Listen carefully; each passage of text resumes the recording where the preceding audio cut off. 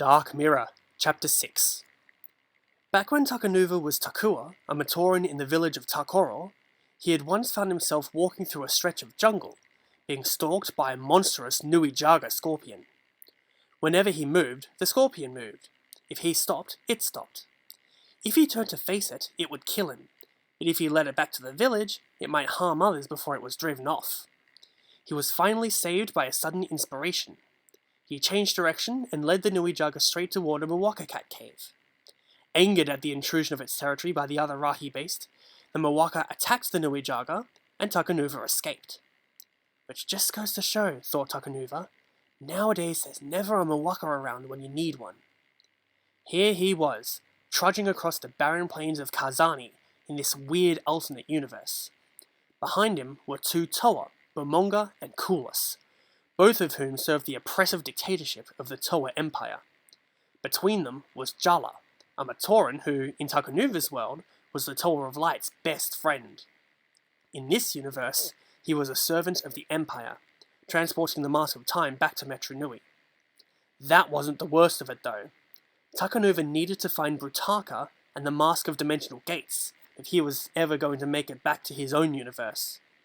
And Bomonga had just announced that Brutaka was dead, killed by him, all of which left Takanuva exactly nowhere. "Ah, Brutaka," said Bomonga. "He fought well, but when he turned to fight Gaaki and Pooks, I hit him from behind, and that finished him." "Not very fair," muttered Takanuva. "Fair?" asked Bomonga. "He was an enemy of the Empire. He tried to prevent our lawful exploration of Voya Nui. Who cares how he died, as long as he's dead?" "Our friend Takanuva seems to be carrying a conscience," said Toakulas. "That is a heavy burden in a place like this. You would be amazed how many poor dead beings I see on the side of the path, who just couldn't go one more step with that load on their backs."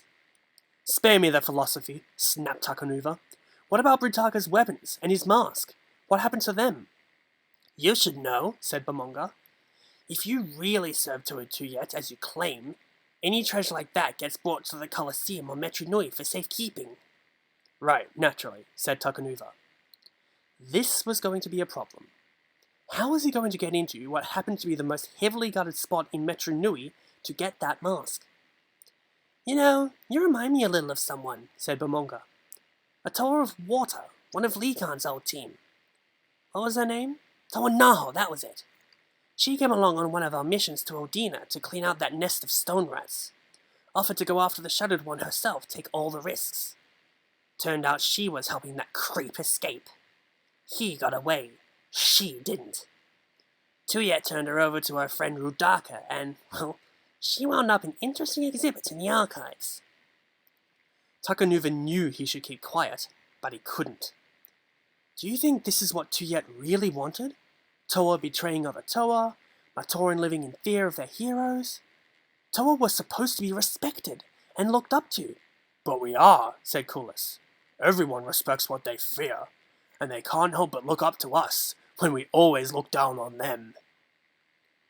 Takanuva heard a stirring behind him. He could guess what it was. Bomonga and or Kulas getting ready to blast him from behind. While there was no choice, he would have to try and take them both out and get the mask from Jala. It would take a lot of luck, probably more than he could hope for, but then he heard other sounds.